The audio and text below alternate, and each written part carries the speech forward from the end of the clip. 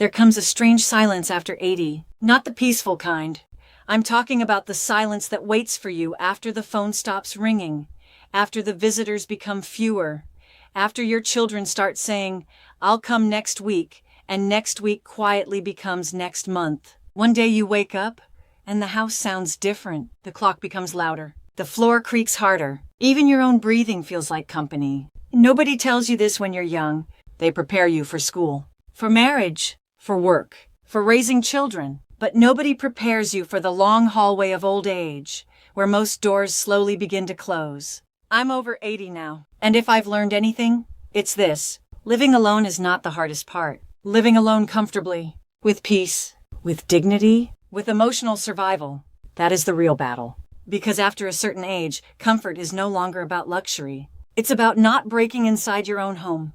I learned this too late. When I was younger, I thought old age was mostly about money. I thought if you had savings, a house, medicine, and food, you'd be fine. I was wrong. I've met rich old men who cry themselves to sleep. I've seen women with beautiful homes eat dinner in complete silence for years. I've watched people survive physically while dying emotionally. And the truth is, after 80, there are only a few things that truly matter. Not status, not pride, not the opinions of strangers. Just a few simple things. Simple, but powerful enough to decide whether your final years feel peaceful or painfully lonely. The first thing you need is a reason to wake up tomorrow. That sounds small when you're young, but after 80, it becomes everything. Because one of the most dangerous things that can happen to an old person is not illness, it's emptiness. A human being can survive pain longer than they can survive meaninglessness. I remember a man named Kareem. He was 87, strong for his age, healthy, still walked every morning. But after his wife died, something disappeared from his eyes. He stopped watering his plants, stopped shaving, stopped answering calls, and one day he told me something I will never forget. He said, "I don't know why I'm still waking up." That sentence haunted me, because when purpose leaves, the body quietly follows. Most people realize this at 80, not 30. You need something waiting for you in the morning. Maybe it's feeding birds. Maybe it's reading scripture. Maybe it's talking to one grandchild every evening. Maybe it's writing memories nobody else remembers. It doesn't have to impress the world. It just has to remind you, I am still needed here. That feeling matters more than medicine. I know a woman who knits tiny sweaters for abandoned babies in hospitals. Nobody pays her. Most people will never know her name. But every morning she wakes up with energy, because purpose gives life warmth. Without it, days become heavy. You start sitting longer in silence. You begin staring at walls. Your thoughts become darker. And eventually, you stop living before your heart even stops beating. That was the moment I understood something painful. Retirement is not the end of work. It is the beginning of emotional survival. You need a reason to continue, even a small one, especially a small one. The second thing you desperately need after 80 is someone you can call without feeling guilty. Do you know what old people stop doing first? Asking. They stop asking for help. Stop asking for company. Stop asking for time. Because after a while, you begin feeling like a burden, and that feeling destroys people slowly, quietly. I remember standing near my phone one winter night. My chest hurt badly. I wanted to call my son, but it was late. And I kept thinking, he has work tomorrow. He must be tired. I shouldn't disturb him. So I sat there alone for 2 hours, in pain, in silence, arguing with myself. That's what old age does. It makes you apologize for existing. Nobody warns you about that part. You become careful with your loneliness, careful with your needs, careful with your voice. And the saddest part?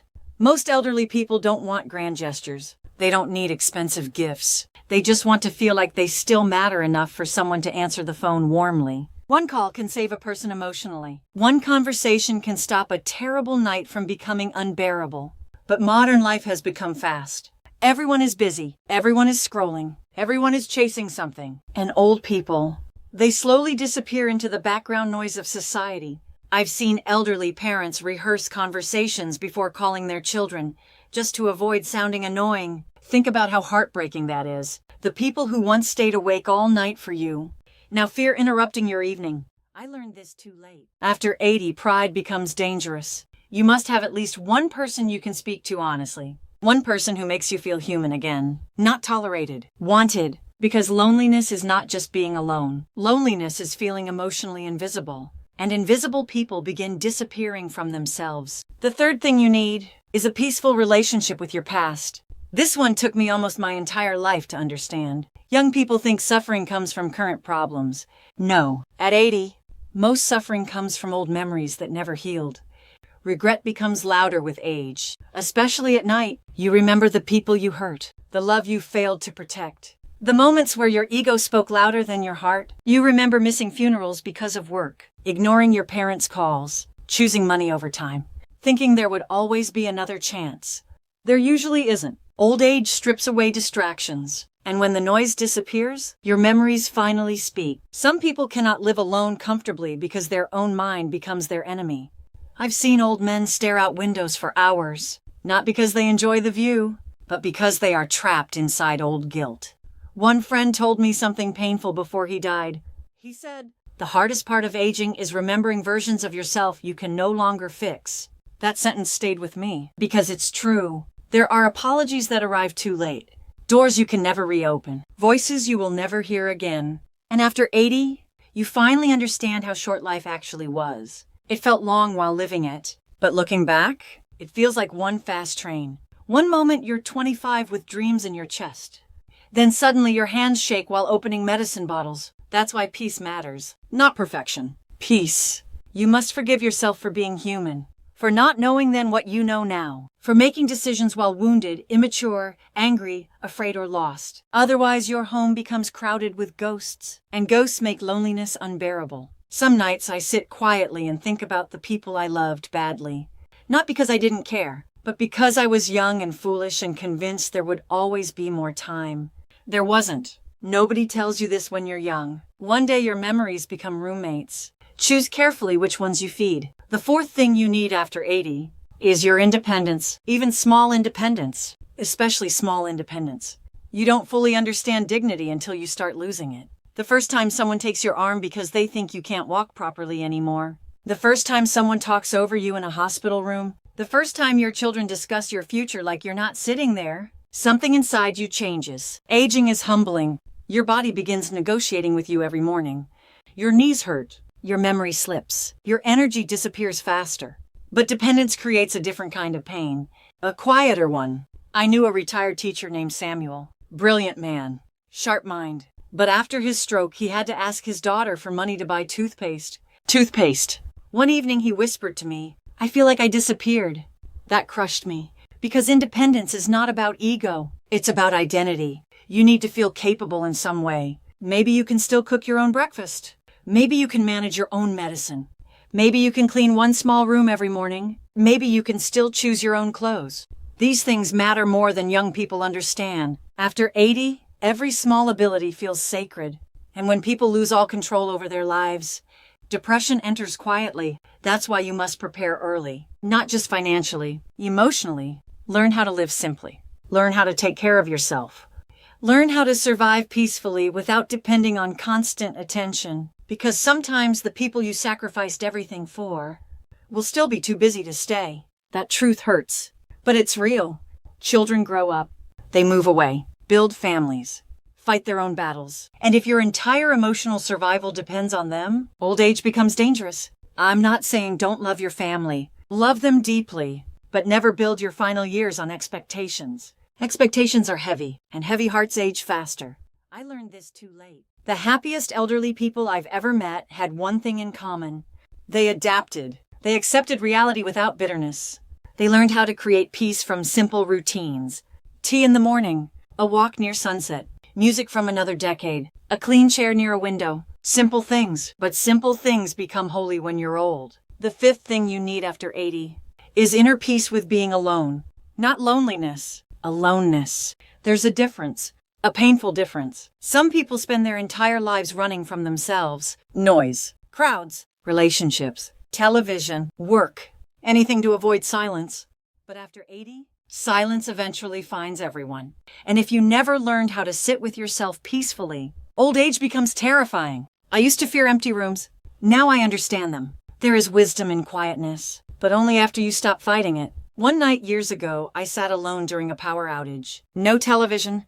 No lights, no phone battery, just darkness. And for the first time in my life, I heard myself clearly. Not my career. Not society.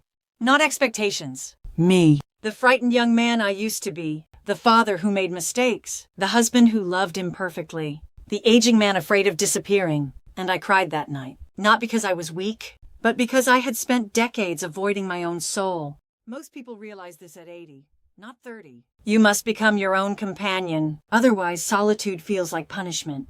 I know people surrounded by family who still feel deeply alone. And I know elderly people living quietly by themselves who radiate peace.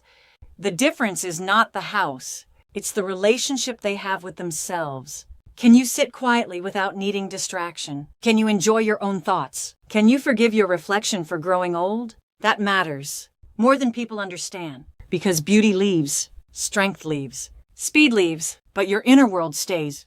And if that inner world is filled with resentment, regret, bitterness, and fear, no amount of money will make your final years comfortable. I've lived long enough to watch entire generations chase the wrong things. People sacrifice their health for wealth, then spend wealth begging for health. They destroy relationships for success, then sit alone in large houses wondering why nobody visits. They postpone joy, postpone rest, postpone love, as if life will wait politely. It won't. Life is not cruel, but it is extremely temporary.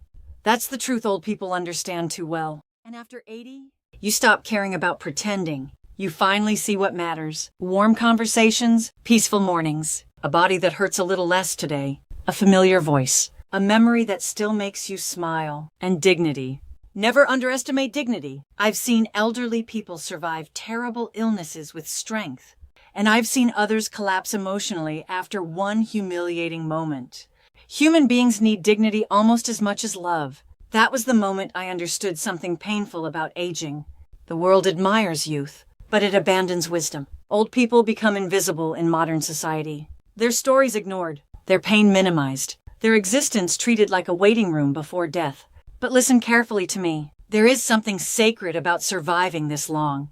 To live over 80 years means you have buried people you loved. It means you have watched entire worlds disappear. Songs, places, voices, faces, gone. And somehow, you remained. That deserves respect. So if you are younger listening to this, visit your parents more often. Call your grandparents before it's too late. One day you will crave one more conversation you were too busy to have. And if you are old, please remember this. Your value did not disappear because your hair turned white. Your life still matters. Your present still matters. Even if the world moves faster now, even if people forget to say it. And if you want to live alone comfortably after 80, protect these 5 things with your whole heart. A reason to wake up, someone you can call, peace with your past, small independence, and the ability to sit alone without feeling abandoned by life. Everything else is secondary.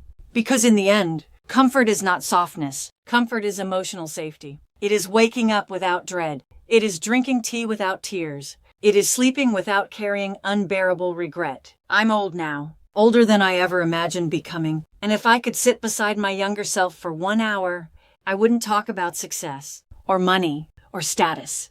I would simply say this: build a life that will still hold you when everyone gets busy. Because one day, the house becomes quiet, the mirrors become honest, the nights become longer, and all that remains is the relationship you built with your soul.